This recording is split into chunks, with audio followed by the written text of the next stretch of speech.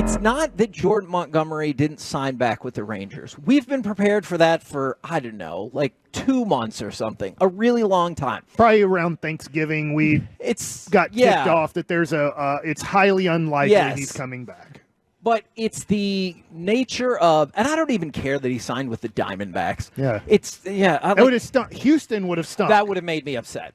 But it's the nature of a 1-year, $25 million deal with a vesting interest. I believe if he hits 18 starts, he gets another year for 22.5. And he's hitting that. Yeah, and if he gets 23 starts, it's another year, 25. He's hitting that too. He gets 30 starts a year. Yeah, so worst case scenario, it's a 2-year, $50 million contract. And Corey, I don't want to discount, because I know you're going to bring this up. I don't know if the same exact deal would have worked with the Rangers, but it is frustrating when you see it comes in at most 2 for $50, and they're like, can't do it. Yeah, and I said 2 for $30 a year. It was something that I would be like, hey, man, let's do this. Let's rock out, give you 60 and it was even year. less than that. And it was less than that. And, all right, I have lots of scenarios where I'm like, okay, I'm okay with this because the Rangers have a lot of pitchers. Now, 84 of them are injured. True. But they do have a lot of pitchers signed. We legitimately have a playoff rotation of injured. We do. They were just like, hey, that's injured. That's B season right there. If it makes you feel any better, doing a fantasy baseball draft, there are so many injured pitchers that you just have to draft and hope that they come back 2 weeks to a month into the season. You brought that up earlier. There is a top 10 list of the 10 highest paid pitchers, Kevin, that are not going to be opening day starters, and they're all aces for their teams. I had to drop. That's crazy. I had to drop Garrett Cole from my team. I drafted Sonny Gray. He's not starting the year healthy. He has a hamstring issue. It's not an arm issue, but it's just like everybody you draft, you're just like, you're having to check to make sure, are they pitching in the month of April or not? It's like 50-50 for all of these guys if they're even starting the season healthy. So I know that the Rangers are dealing with that, and they're hoping to get the 3 guys back at some point during the season. But I wish that we had Montgomery back. It's disappointing on the contract that he signed, because I do think this. I don't know this. I don't know Scott Boras, and I don't know Jordan Montgomery. I do think he would have signed that contract with the Texas Rangers. Would he have done it in November, December, January? No. Scott Boras was looking for a 7-year, $200 million deal or somewhere around that. So, no, but I do think, I don't know this, but I think this. If last week you would have agreed to this deal, I don't know, but I think Jordan Montgomery would have been responsive and said, I love my pitching coach there, Mike Maddox. I get to defend the title with the team I just won it with.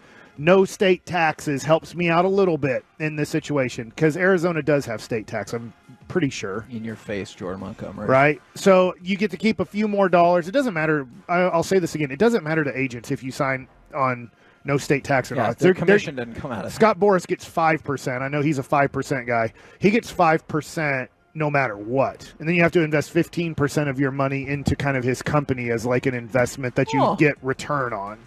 I did not know that. Yeah. I don't know. Here's the thing I don't know, Kevin.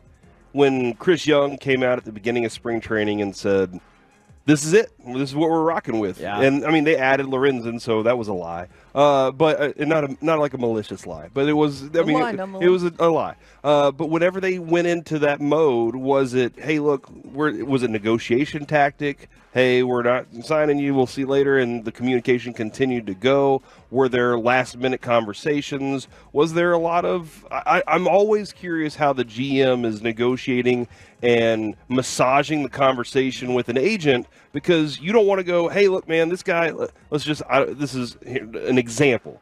Hey, man, this guy's overweight, and he's got this problem, and he's got that problem, and he's not good at this, and he's bad at this. And then you're like, okay, now we're ready to sign him. That conversation's a little tenuous, and I just wonder how that went up until the last minute. And when the last conversation was that they had between each other, that was, did Boras call and say, hey, we're ready to do a 1-year deal? And the Rangers were like, we can't. And he goes, all right, then I'm going to Arizona. And that's and we talk about the Rangers as if it's a monolith right there, but you could be onto something where maybe Chris Young was like, hey, come on, can we do something here? And the owners are like, I spent $500 million 2 years ago. Last year I got you Jacob deGrom. Like, we got the championship. We have gotten many. Are you afraid of that? Are you afraid that the owner, he said, okay, we got the championship, I made you happy, did y'all not like it, fans? We can move on and win without him? The thing that I'm a little afraid of is I'm not against them just being like, we can't go on a spending spree again. What I don't like is if the front office or somebody or even, the players were like, hey, what about just this one person? Let's make an exception for this person, this Jordan Montgomery. We don't have to go on a spending spree, and the owners were just like, can't do it. Because we talked, once the season was over, we talked ad nauseum about the multiple levels of tiers and tax and everything like that they would want to avoid and why we thought this would happen. It would bum me out, but I get it. But I don't have to like it, right? I'm with you. I will say this. Sometimes when a player leaves, I'll give an example. I don't like saying this, but I wasn't hoping that Porzingis would be any good at basketball. I was hoping he'd really stink at basketball. Right. I don't have any ill will towards Jordan Montgomery. I hope he does. Like, I don't have any. Either. Yeah, like, absolutely. you know who he reminds me of a little bit? It's a little bit different, but Tyson Chandler. I was like, I hope Tyson Chandler. It stinks we didn't keep him. Yeah. I don't. If he does great in New York, great for him. It stinks. I want him on my team. But for Jordan Montgomery, he had to do what he had to do. He couldn't come back here if they weren't getting close to even this number. And so, I'm rooting for Jordan Montgomery. And it does. If he signed with Houston, I can't root for him because then every time he does well, it hurts the Texas Rangers. So it's like signing with Arizona. I'm like, it stinks. I wish he was a Texas Ranger, especially on a one-year deal with a possible, to me, for a guy who's going to pitch probably, to your point, 180 innings and 30 starts. That's easily worth $25 million. And with this offense, he does have a very good offense in Arizona, not as good as Texas. But with the Rangers offense, if you can go 6 innings and allow 3 runs or less and have a 4 ERA, I'm not even going to give you a 3-something, a 4 ERA, if you average 6 innings and 30 starts, you're getting 15 wins. When are we expecting Scherzer back? What's End of May is what the Rangers have said. So right sometime around June. All right, let's say June. Let's say end of May. June 1st. Just throw it on June. He misses the first 2 months. You think he can stay healthy for the rest of the year? I will put that at 75%. Okay. He's an older guy. He's, deals with back things and stuff, but I'm hoping that 75% chance he stays healthy from June 1 through September. All right. Do you quantify healthy as, hey, missed a start here or there, and that's still healthy? Okay. Does it go this on is where the I'm IL? trying to get to. I appreciate you asking that because when we got to the playoffs, he was on a last string. Yeah. And you were like, hey, it's still Max Scherzer. You know he's going to go out there and give effort. Yeah. You're going to get everything out of the guy. I don't question that at all. I mean, you just pointed out, Kevin, every player in the league fears him. He's the most feared player in baseball because of his intensity, his competitiveness. But I don't know, because I want to get to that point. I know y'all might be, Kevin, it sounds like you're more concerned about getting to there. Yeah, if you're saying he can't miss any start, I'm at like 15%. I want to make sure whenever we get at the end of the season, we have more than 2, or at least we have another Jordan Montgomery. We have somebody that can pair with Evaldi whenever it comes that time. I don't know, Malley, he's going to be.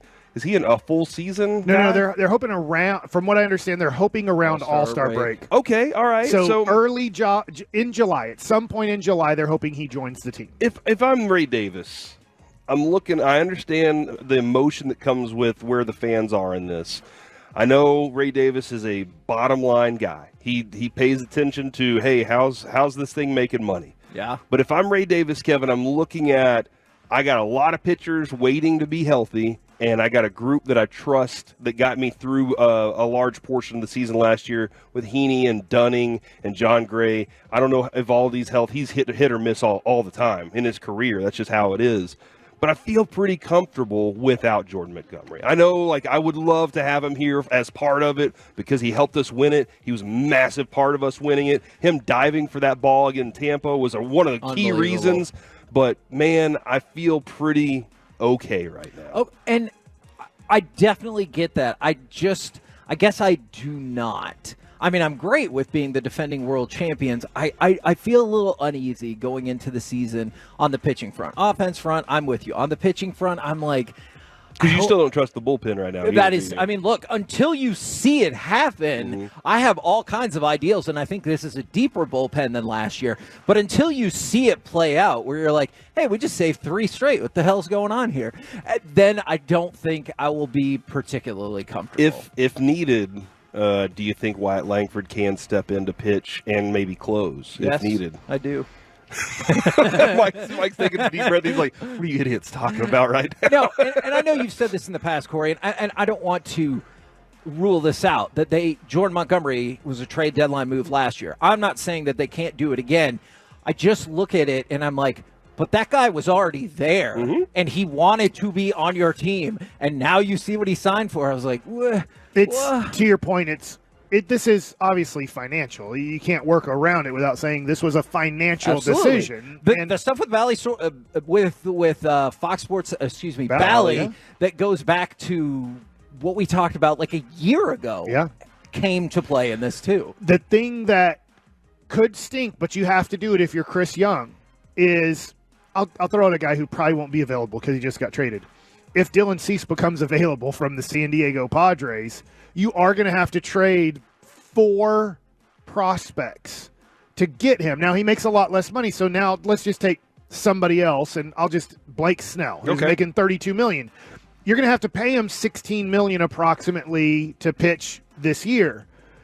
So if you traded for him, a guy like him, you're going to pay $16 million, so that's $9 million less. But with that $9 million less, you have to throw 4 prospects to a team to get that premium pitcher. A heavy price that's the thing about if you just pay $25 million, it's a lot of money.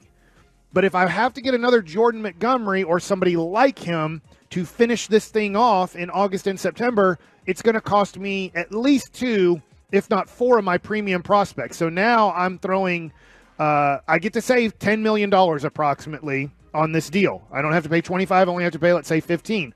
But I also had to pay the future. I had to pay 4 prospects that could help us out later down the road.